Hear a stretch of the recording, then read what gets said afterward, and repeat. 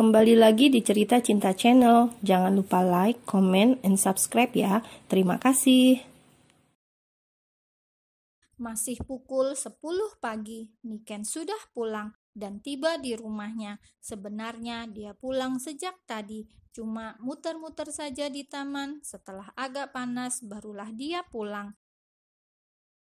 Baru sampai pagar, ibunya yang sedang menyiram bunga langsung menoleh saat pagar rumahnya dibuka. Kelihatan kaget kok Niken pulang cepat. "Kok sudah pulang? Kamu sakit?" tanya Mama Reni dengan wajah khawatir, takut anaknya kenapa-kenapa. Jarang-jarang Niken kalau kerja pulang awal. Niken langsung menggeleng, kemudian duduk di teras sembari memangku tas dan memainkan ponselnya. Terus, sang mama masih kepo. Niken menghela nafas dalam-dalam, kemudian berjalan masuk rumah dan diikuti oleh ibunya. "Ceritanya panjang, Mah. Ada masalah di tempatmu bekerja? Ada apa?" Mama Reni ikut masuk dan membuntuti anaknya. "Bukan masalah, Mah, tapi musibah," celetuk Niken. Ia langsung mengambil botol dalam kulkas, lalu meminumnya sembari duduk di sofa. Meskipun statusnya janda, Niken ini seperti anak gadis. Sikapnya kalau di rumah seperti anak kecil dan kadang suka merajuk pada mamanya itu. Musibah apa? Yang benar ceritanya sama mama. Wanita paruh baya itu mengerucutkan alis karena Niken bicaranya tidak jelas. Setelah selesai minum, Niken langsung memasang muka serius dan agak dibuat-buat sedikit lebay. "Apes, Mah, Niken satu kantor sama Raja." Mama Reni langsung syok. Raja Nugraha," ulang sang mama. "Raja siapa lagi, Mah? Ya cuma itu saja." Niken langsung masam. "Kok bisa? Mama dengar dia lanjut kuliah di luar negeri. Kapan dia kembali?" tanya sang mama yang kepo seperti wartawan cari berita. "Mamaku tanya Niken, memang Niken istrinya?" cetus Niken yang mendadak kesal. Ia kemudian minum lagi, tapi malah isinya habis. Saking kesalnya pada Raja, sampai nggak sadar terlalu banyak minum hingga kembung. "Lah, udahlah, Mah, males bahas dia." Niken pun langsung masuk kamar, kemudian menutup pintunya sebelum sang mama meneror bagai wartawan. "Tok tok tok, sayang, buka, mama mau ngomong." Mama Reni menunggu di depan pintu. "Mah, Niken capek, mau istirahat." Niken tidak mau bicara, dia mau menyendiri dulu. Niken." Sang mama tetap memanggil dan menunggu. Akan tetapi, janda cantik itu tidak menghiraukan sang mama. Ia malah memeluk sebuah foto besar dalam figura. "Pah, Niken kangen," gumam Niken sedih. Niken kemudian larut dalam kenangannya, mengingat mendiang sang papa yang sudah lama meninggal. Sementara itu, di tempat lain, di perusahaan, di ruang kerjanya, Raja sedang memainkan pulpen. Sejak tadi pikirannya kemana-mana. "Pak, waktunya meeting." Raja mengangguk. Begitu meeting berjalan, dia malah melamun sepanjang rapat, sampai beberapa orang bisik-bisik karena aksinya. Sesaat kemudian, keluar dari ruang meeting, sang sekretaris langsung mendekatinya. "Pak, Bapak ada masalah?" Raja langsung melotot tak ramah. "Bukannya gadis itu sudah dipecat, jadi sepertinya tidak ada lagi masalah," gumam sang sekretaris. "Gadis? Apanya yang gadis?" ketus Raja kemudian masuk ke dalam lift. Dan sekretarisnya cuma bisa bengong. Yang tahu Niken masih gadis atau janda, mungkin si Raja.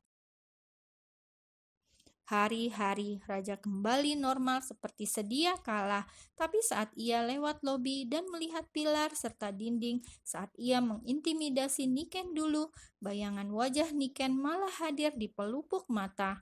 Akhirnya ia malah mengumpat kesal.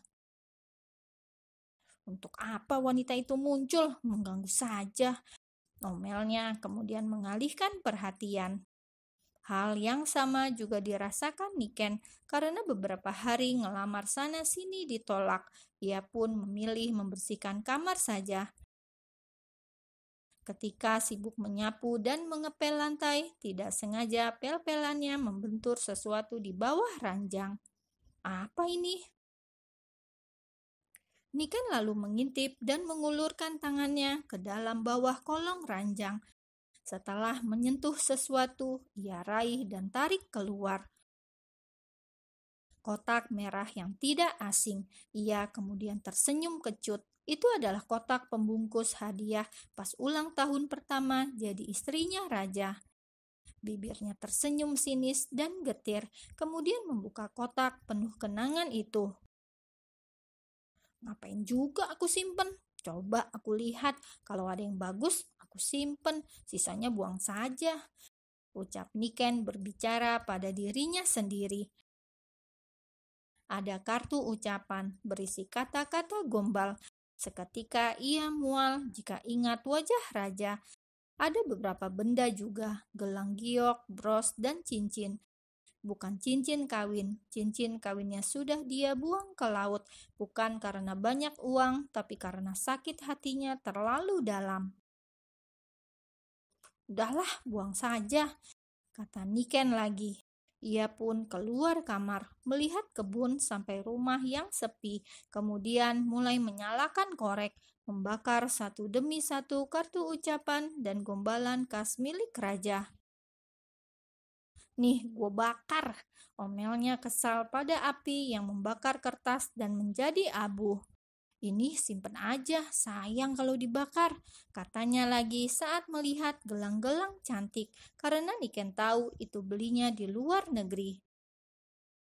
Kelamaan satu-satunya, suntak saja semuanya.